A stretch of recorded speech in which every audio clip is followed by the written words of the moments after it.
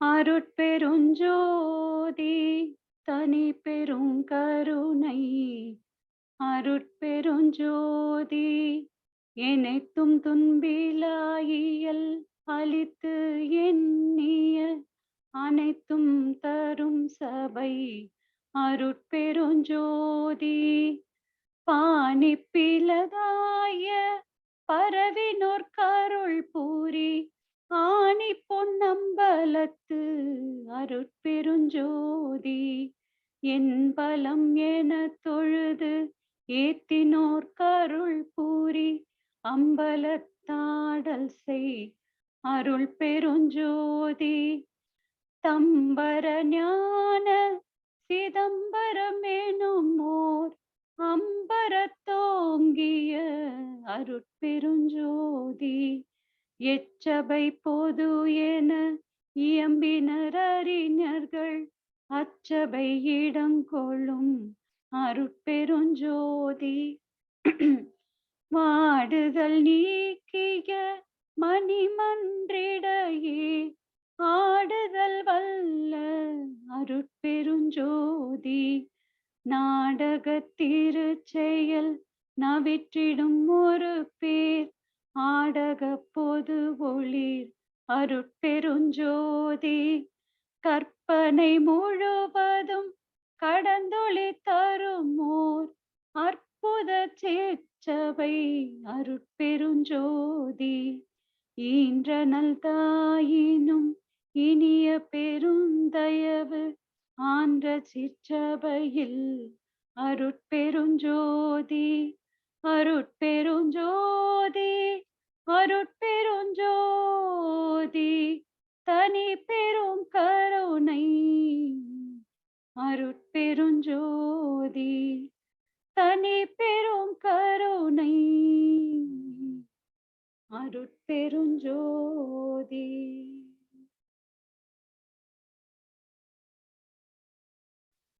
வாழ்க வையகம், வாழ்க வையகம், வாழ்க வளமுடன். குரு வாழ்க, குருவே துணை. ஒன்றி ஒன்றி நின்று அறிவை பழக்க உறுதி நுட்பம் சக்தி இவை அதிகமாகும். அன்று அன்று அடையும் அனுபவங்கள் எல்லாம் அறிவினிலே நிலைத்து விடும் ஆழ்ந்து ஆய்ந்து நன்று என்று கண்டபடி செயல்கள் ஆற்றும் நற்பண்பு புலன்களுக்கு அமைந்து போகும்.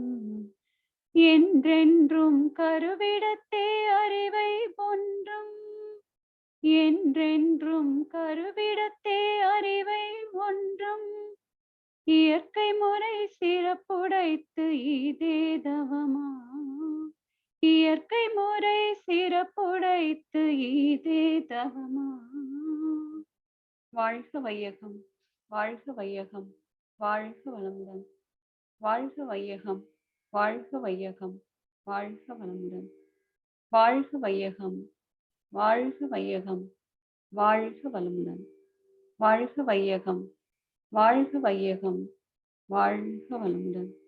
வாழ்க வையகம், வாழ்க வையகம், வாழ்க வளமுடன்.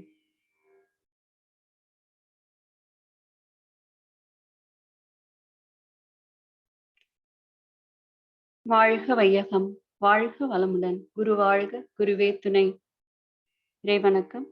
ஆதி எனும் பரம்பொருள்மை எழுச்சி பெற்று அணுவென்ற உயிராகி அணுக்கள் கூடி மோதி இணைந்து இயங்குகின்ற நிலைமைக்கேற்ப மூலகங்கள் பலவாகி அவை இணைந்து வேதித்த அண்ட கொடைகளாய் மற்றும் பிறப்பிறப்பிடை உணதல் இயக்கமாகி நீதி நெறிபூணர் மாந்தராகி வாழும் நிலையுணர்ந்து தொண்டாற்றி இன்பம் காண்போம்.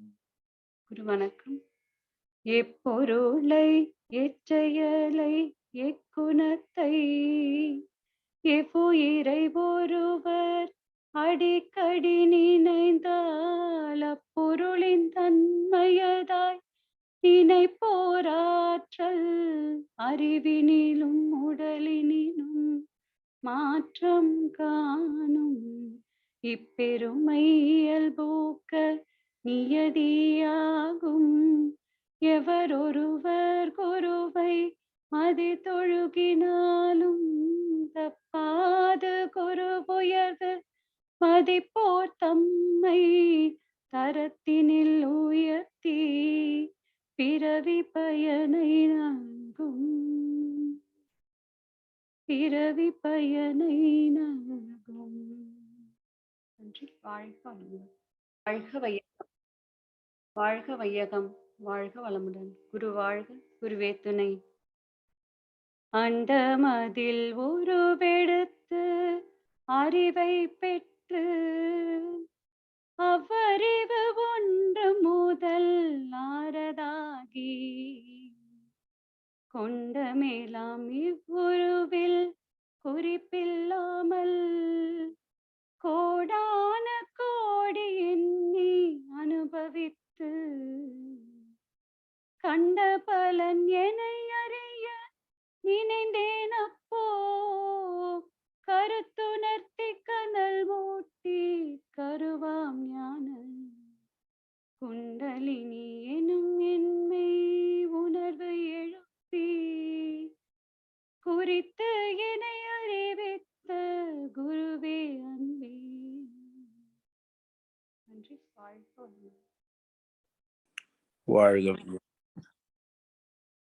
வாழ்க வளமுடன். குரு வாழ்க, குருவே துணை.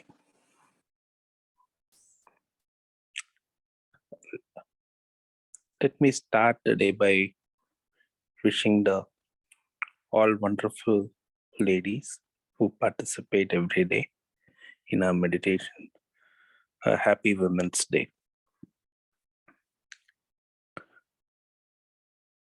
And let us think what Vethathiri Maharishi has said about the greatness of women.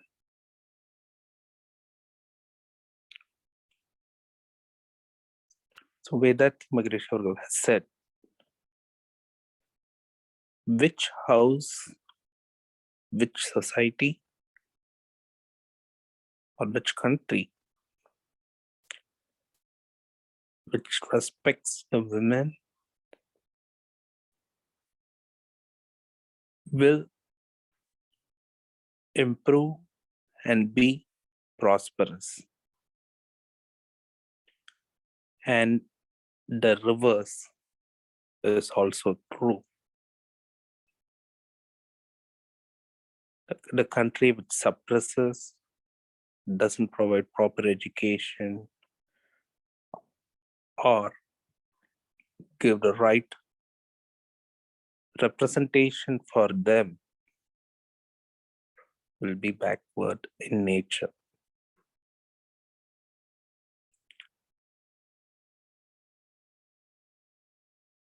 More than that, Maharishi took the initiative to bring or initiate all the women and consider them as equal. There were days where only men were given initiation and allowed to do meditation. But the greatness of Maharishi said, only when the women gets initiated and does meditation, the next generation will improve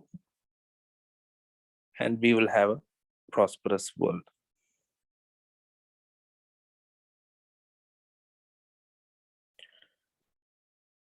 So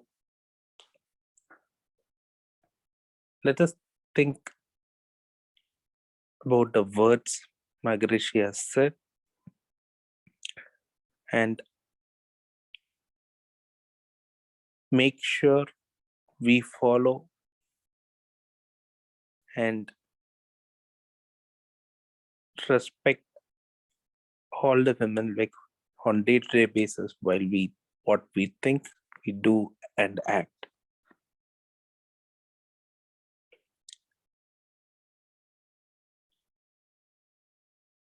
On this note, let us bless Arulnidi Vidya Balanamma avargal for wonderfully conducting today's Panchindriya meditation.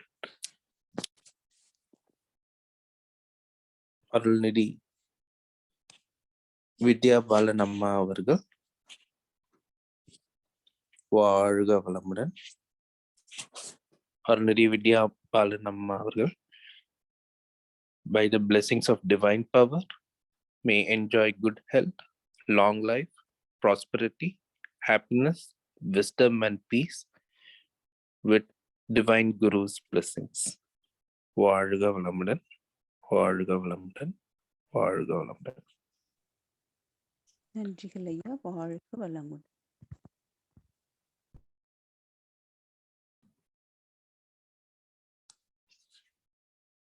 Be blessed by the divine. A noble thought from Blossoms of Life. Everything for the good.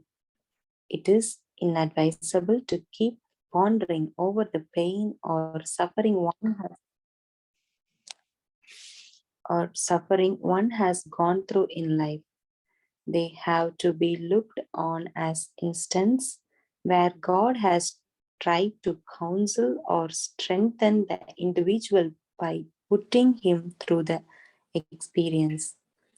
Viewed in this light, the benefits occurring from the pain in the form of mental strength and wisdom become obvious. Remember, everything takes place in the vast universe for the good. The ardent desire to ward off pain or suffering at any cost transformed into a dread of pain. Misery, the result of physical or mental inconsistencies or ailments, manifests for any number of reasons. Our earlier misdeeds have paved the way for the suffering, and it is up to us to correct them. We are born, live on the earth, and have to pass away sometime in the future. No one can eat more than he can comfortably digest or wear clothes more than his body can carry. Standing or lying, he occupies only a certain space on the earth. No one brings anything with him at the time of his birth or carries away anything at death.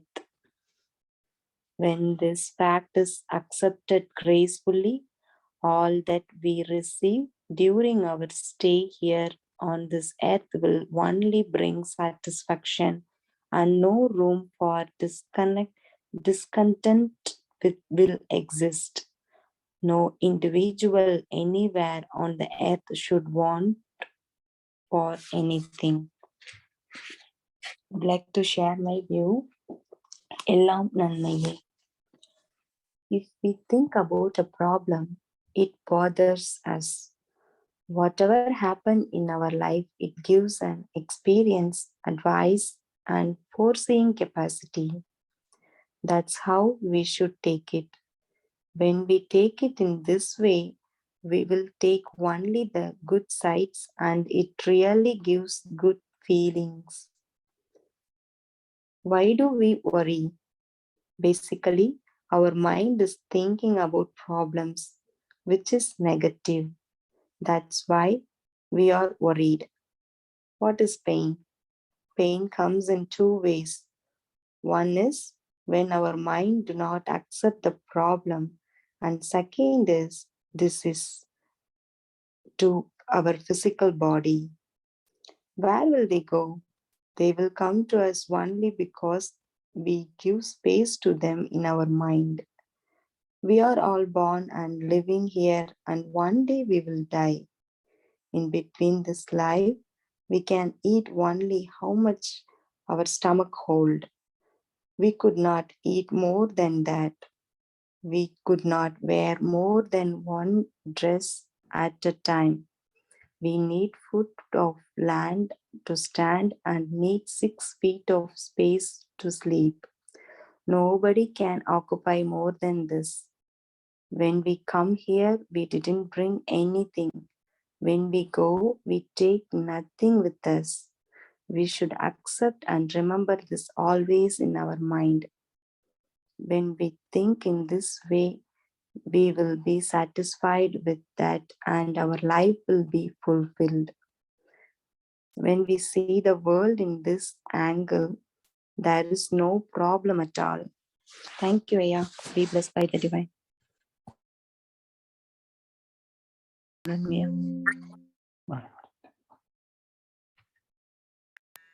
வாழ்க வையகம், வாழ்க வையகம், வாழ்க வளமுடன். குரு வாழ்க, குருவே துணை. ஞானக்களஞ்சிய கவி காலம். பொருட்கள் என்றால் இறைநிலையின் திணிவு அன்றி வேறோ, புலனுணரும் எப்பொருளும் பின்கூட்டென்றுணர்வோம். பொருட்கள் தன்னுன்னலகு விந்தான் என்றறிந்தோம். புலனுணரும் எப்பொருளும் இருநிலை நுண்பகுதி. பொருட்களுக்கு மூலநிலை வெள்ளமெனும் தெய்வம். பேராற்றல் பேரறிவு வற்றாத பேரிருப்பே. பொருளுணர்ந்தால் சுத்த வெளி ஆற்றல் களம் தானே. பொருளனைத்தும் ஆற்றல் களத்து அதிர்வும் அதன் குவிப்பே. அதிர்வும் அதன் குவிப்பே. நன்றி. வாழ்க வளமுடன். Be blessed by the divine. Good morning. Today's poem is about time. The infinite force of the divine state, also referred to as God, makes it go through a series of expansions and contractions, which manifest in the form of a quivering movement. The contractions, unable to travel beyond a certain point, transform into expansions, which together with the contractions give rise to a quivering motion. This is called the kinematic quivering and forms the basis of time. These movements are very tiny and lie beyond perception through the sense organs. They arise and spread all over the universe in an incessant series. The period between each contraction and expansion is the measure of time. The effect of kinetic quivering can be observed in the changes that take place in the things in the manifested universe. Time produces changes in all the things, which is clearly evident in the living beings. They grow, age, and then perish. Time rules everything. The 4 qualities, plenum, force, consciousness, and time, are an inseparable part of the divine state. The divine state has blossomed into the force that has produced the formative dust and also keeps them spinning. They are the Paramanu that have associated to form the energy particles. The energy particles come together to form atoms, which then associate to form the molecules. An association of the molecules produces the masses or objects we see all around us.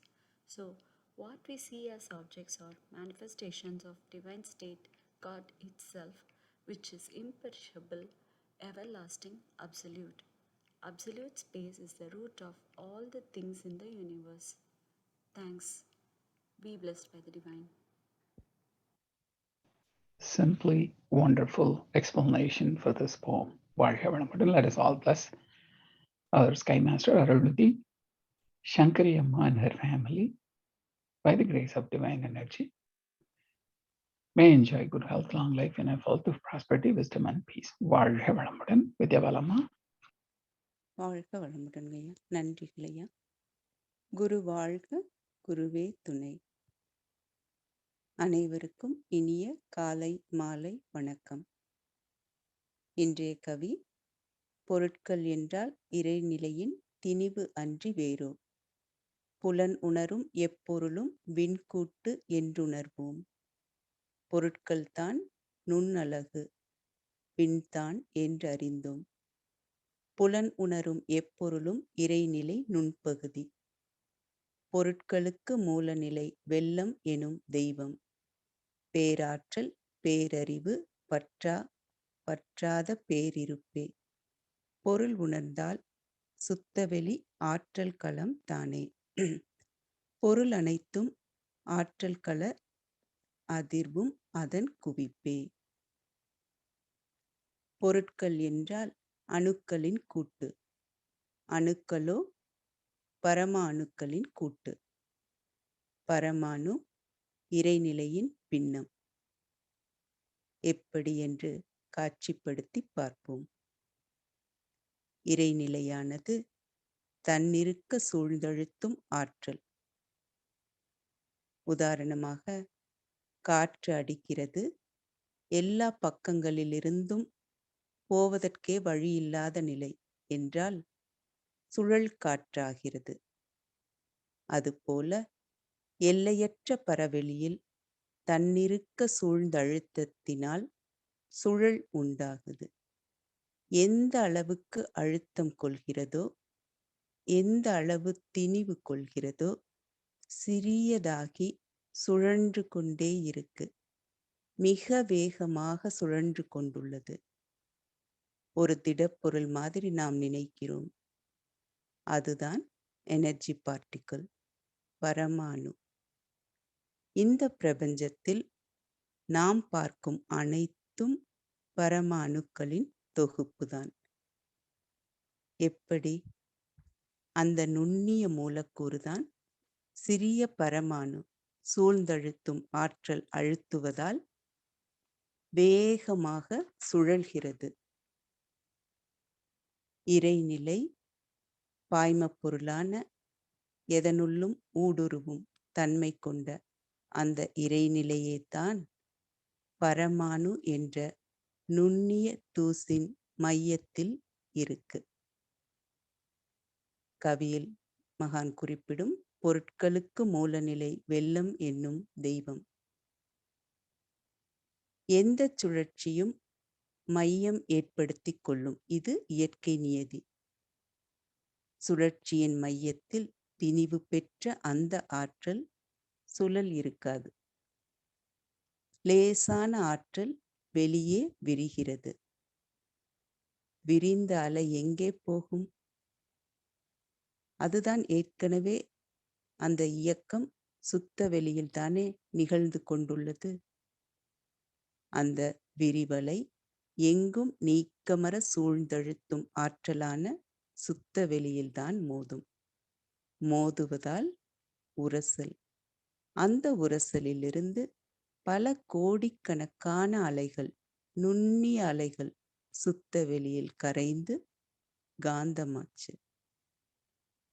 சுத்த வெளிதான், இறைநிலைதான் மடிப்பு விழுந்து அலையாகி அந்த அலை வெளியில் மோதி காந்தமாச்சு. அந்த காந்தம் பேரழுத்தமாக அழுத்தம் என்ற நிலை, டைனமிக் ஸ்டேட். அழுத்தம் இறைநிலையின் செயல், சிவம். அதை தடுத்து எதிர்த்து நிற்பது சக்தியின் செயல். தள்ளும் சக்தி, கொல்லும் சக்தி. That is repulsive force, attractive force. எல்லாவற்றையும் வாங்கி தன்னகத்தே ஏற்றுக்கொள்கிறது சூழ்ந்தழுத்தும் ஆற்றலான சுத்தவெளி, சிவம். இந்த சக்தியும் சிவமும் கூட்டுச் சேர்க்கையில் எந்த அளவு சக்தி, எந்த அளவு சிவம், அந்த அளவு விளைவுகள். உதாரணமாக, ஒரு பங்கு பரமாணு என்றால் 99 பங்கு சுத்தவெளி என்றால் அது விண்கலம். இதே 2 பங்கு பரமாணு 98 பங்கு சுத்தவெளி என்றால் காற்று. அதுபோல் நெருப்பு, நீர், கெட்டிப்பொருள்.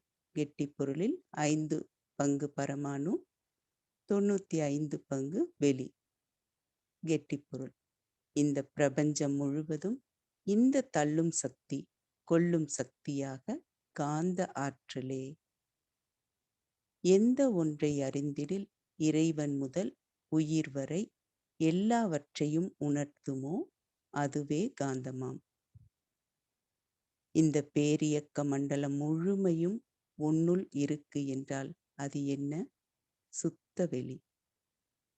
எவ்வளவு அண்டங்கள், கோள்கள், சூரியன், சந்திரன், பூமி என்ற அனைத்தையும் தாங்கி நிற்கும் இறைநிலையை நம் மகரிஷி வற்றாயிருப்பு, பேராற்றல், பேரறிவு, காலம் இவை ஒன்றிணைந்த பெருவெளியே தெய்வமாம் என்கிறார்.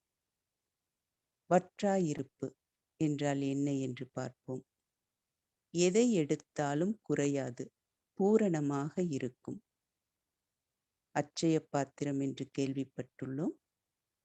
அதற்கு மகரிஷி தரும் விளக்கம், சயம் என்றால் எடுத்தால் குறையும், அதில் விகுதி சேர்த்தால் எதிர்மறை, அட்சயம். விளக்கம், குறையவே குறையாது. பேராற்றல், கைனமேட்டிக் குவரிங் மோஷன். இறைநிலையானது ஜடப்பொருள் அல்ல, ஆற்றல் பொருளாகத்தான் இருக்கும் என்கிறார் சுவாமிஜி.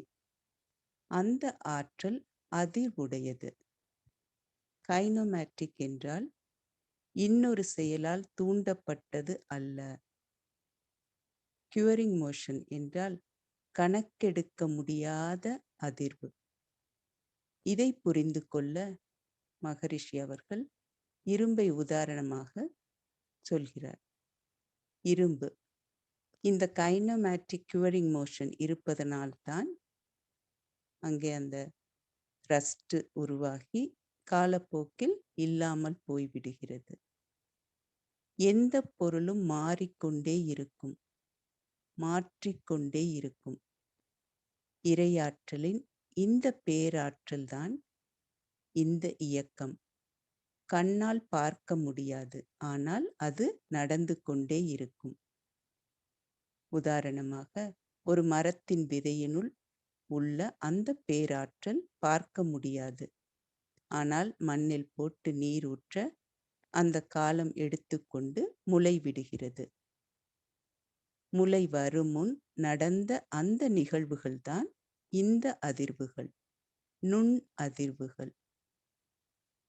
காலம் நுண்ணழகால் மாற்றிக்கொண்டே இருக்கிறது இறைநிலை. மகானின் கவி இதற்கு, காலத்தின் நுண்ணழகு கண் சிமிட்டும் நேரம், கணக்கில்லை இரண்டு அதிர்வுக்கு இடைப்பட்ட நேரம்.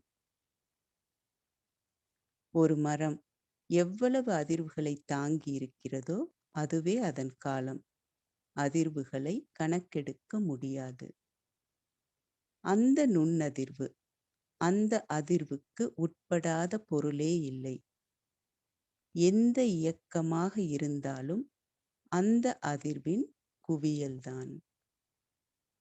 எப்படி பரமாணுக்களின் குவியல்தான் எந்த ஒரு தோற்றமும், அதேபோல் அதிர்வுகளின் குவியல்தான் அதன் எந்த ஒரு மாற்றமும். அதைத்தான் ஆற்றல் என்கிறோம்.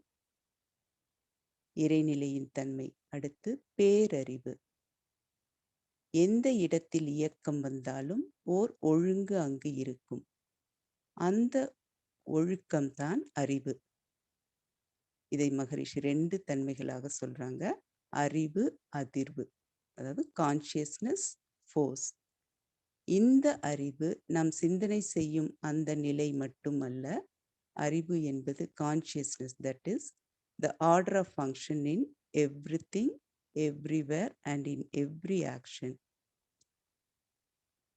பேரறிவு இறைநிலையின் தன்மை. விண்ணில் இருக்கிறதே இயக்க ஆற்றல், ஒழுங்காற்றல். அணுவின் அந்த அறிவு இல்லை என்றால் இப்படித்தான் சுழலும் என்றும் இந்த முறையில்தான் அதன் விளைவு வரணும் என்பதும் வராது. சூரியனை சுற்றி கோள்கள் சுற்றி கொண்டிருக்கிறதே, அதுதான் அந்த பேரறிவு. 4 காலங்கள், சீசன்ஸ் சரியாக நிகழ்கிறதே, அந்த பேரறிவு, அந்த அதிர்வு. இறைநிலை எப்படி இங்கு அறிவாக, like cognition, experience and discrimination R distinguish. இதை சற்று சிந்திப்போம். பெர்செப்ஷன், நம் கண்ணால் ஒரு மரம் பார்க்கிறோம். நம் கண்ணிலிருந்து ஒளி அலை வெளியே சென்று அங்கே மோதி தடுத்து நிறுத்தப்படும் போது அங்குள்ள தன்மைகளை அந்த ஒளி அலையாக வந்து நாம் பார்க்க முடிகிறது. அடுத்து அந்த எக்ஸ்பீரியன்ஸ் என்பது என்ன அப்படின்னு பார்த்தோம்னா, மரம் பார்க்கிறோம். அந்த மரத்தை பார்க்கும்போதே அதன் வடிவம், அதில் உள்ள இலை, பூ, தன்மை, அவை அனைத்தையும் நம்ம கிரகித்து கொள்கிறோம். அதை தான் அனுபவமாக நம்ம பதிவு செய்து கொள்கிறோம். அடுத்தது டிஸ்டிங்விஷ் ஆர் டிஸ்கிரிமினேஷன். அது என்ன அப்படின்னு பார்க்குறப்ப, இன்னொரு மரம் பார்க்க நேரும்போது உடனே நம்ம முன்னாடி பார்த்த அந்த மரத்தின் நினைவுகளை எல்லாம் கொண்டு வந்து ரெண்டையும், அதோடைய ஒற்றுமைகளையும் வேற்றுமைகளையும் அதனோட தன்மைகள், இதை எல்லாத்தையும் பகுத்து ஒரு மாதிரி பகுத்து பகுத்து பார்க்கிறோம். இதெல்லாம் எப்படி நடக்கிறது என்றால் அந்த இறையாற்றலின் பேரறிவு தான். எந்த பொருளிலும் எந்த செயல்களிலும் அறிவு இருக்கிறது. இவ்வாறாக ஒரு ஜீவன் என்ற நிலையில் 8 நியதிகள் இருக்கும். அதாவது உடல், உயிர், ஜீவகாந்தம், கருமையம், உள்ளம், மூளை, மனம், புலன்கள். இவை சேர்ந்தது ஜீவனாக இருக்கிறது. இவ்வளவும் இயக்கம் என்ற மலர்ச்சியில்.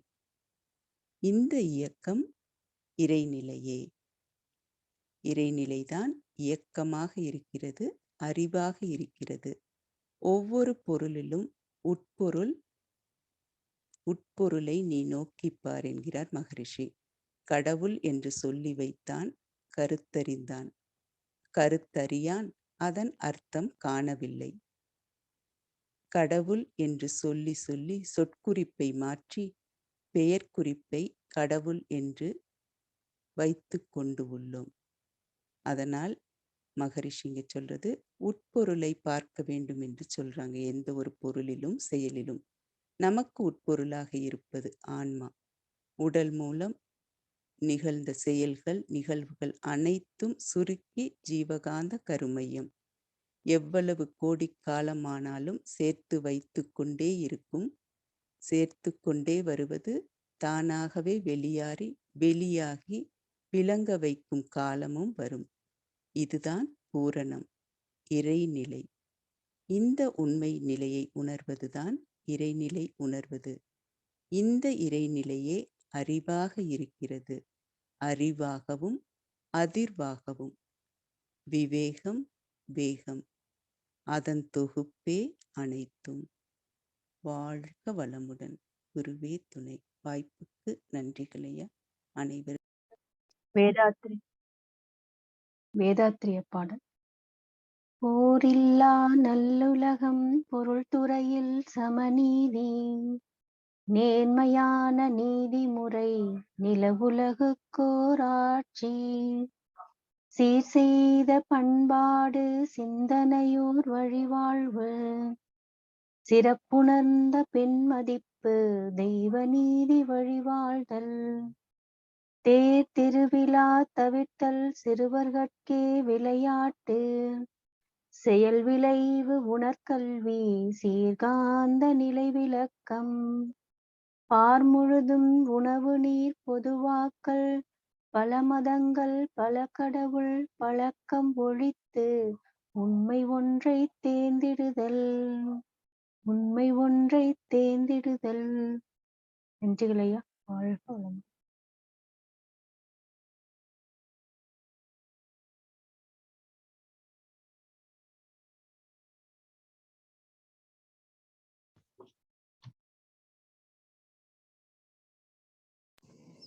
வாழ்க வளமுடன்.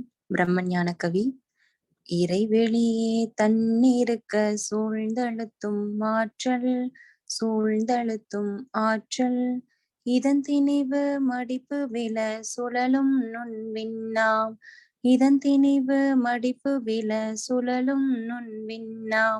நிறைவெளியில் விண் சுழல நெருக்குகின்ற